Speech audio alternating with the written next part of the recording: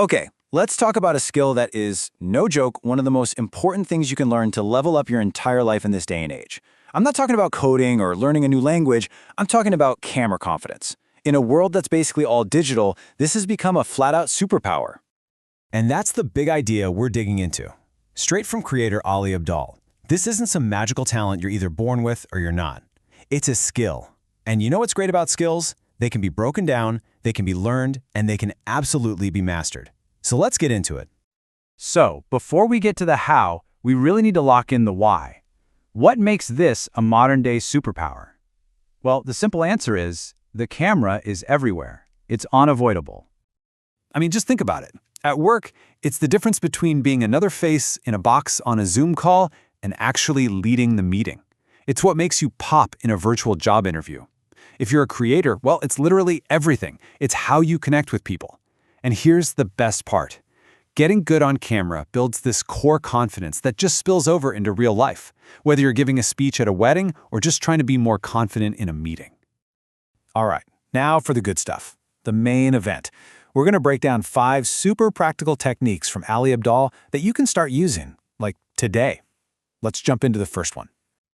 Okay, this first one is all about a mental shift. A lot of us get stuck thinking we need to invent some specific camera personality, but that's not it. The real key is understanding you have different modes you can tap into depending on the situation. So this idea of modes is really all about energy management. Coffee mode is pretty much what it sounds like, right? You're just talking to the camera like it's a good friend sitting across from you. It's chill, it's personal, great for serious topics. But, and this is so crucial, the camera has this weird way of sucking the energy out of a performance. It's like it steals about 2 points of charisma out of 10.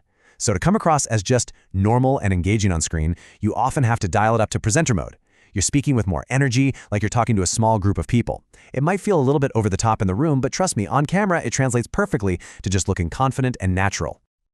Okay, this next one is a huge mental block for so many people. We see these super polished, perfect presenters and we think, oh, that's the goal. But trying to be that formal and flawless usually just makes you look stiff and, honestly, kind of fake.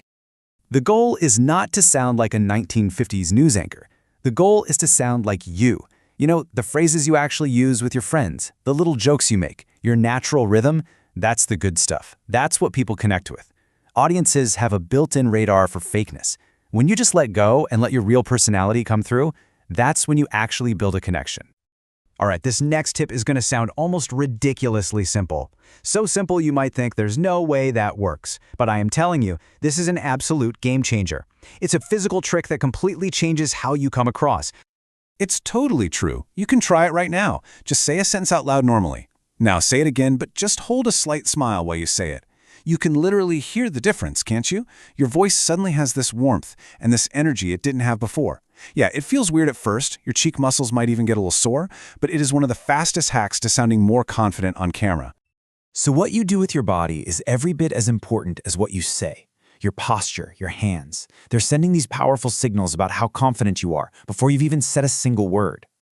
Go watch any of your favorite creators. I bet you they use their hands when they talk. Gesturing in that natural zone, kind of between your chest and your waist, makes you look way more dynamic.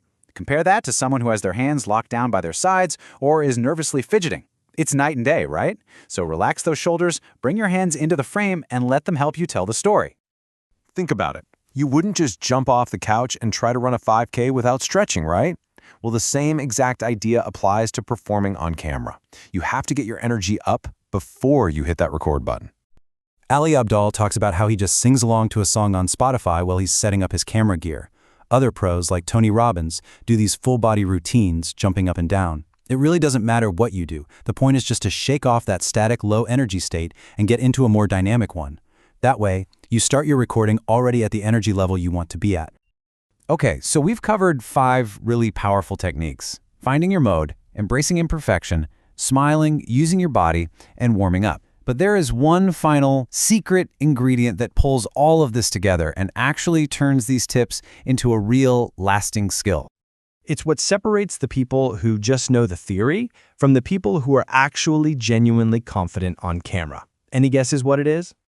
That's it. It's just practice. It is not magic. Nobody is born being comfortable talking to a piece of glass and a lens. It's a skill you build over time through sheer repetition. Every single time you talk to a camera, you're doing 1 rep. The more reps you do, the stronger that confidence muscle gets. So what's the easiest way to start getting those reps in? Well, your first one doesn't have to be some big YouTube video. Just do this. The next time you're about to send a text or a voice note to a friend, stop. Open your camera, record a quick video saying the same thing, and just send it. It is the perfect, no-pressure way to start getting comfortable with the process. So, let's do a super quick recap. First, and most importantly, remember this is a learned skill, not something you're born with. Second, be deliberate about your energy, choose your mode. Third, never underestimate how much of a difference small physical tweaks like a smile or using your hands can make. And finally, the big one, none of this matters without consistent practice. And that really brings us to the final thought here. Knowing this stuff is one thing, actually doing it is everything. So the real question isn't just how to be confident on camera. The real question is, what are you going to do about it? What will your first practice rep be?